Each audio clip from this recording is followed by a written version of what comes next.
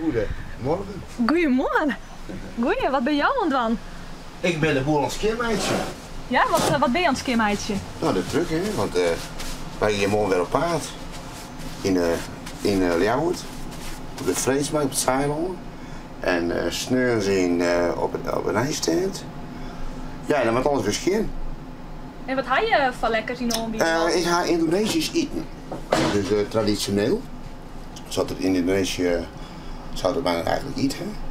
Dus ja, het is een hobby voor mij. En, ik ga nog meer werk van maken. En wat wie dan de omslag dat je van hobby naar werk gaat? Nou, ik ben altijd al in geweest die het tijdelijk wat doet. En dan ben ik rolzieker. En ik heb op een gegeven moment wel een verantwoordelijke baan. Maar ja, zat het hier toch dingen die het best in. En ja, ik ben zien altijd, ik vind het fijn om te werken, maar ik heb er plezier in aan. En dat weer er eigenlijk een beetje van aan. En de werkdruk, en toen had ik gezegd van, weet je wat?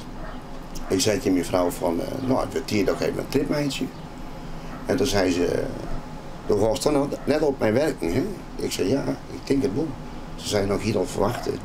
Ik zei, nou, en weg is dan heen? Ik zei, nou, even naar Indonesië. Even in Indonesië. Dan ben ik 2 maanden weg, want ik had vroeger een Gruthoorn gewoon geïmporteerd. En ja, toen zei ze, wat is eigenlijk het doel van de reis? Ik zei, nou, als ik bij weer omkom, dan weet ik wat ik wil.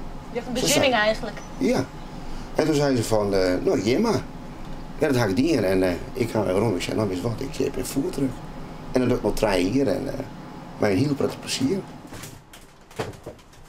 Als de dingdwank is met passie, dan has er plezier in en dan komen de goede dingen al even vanzelf. Ja, en makken en nak, dat zit eigenlijk voor, dat betekent lekker eten. Ja?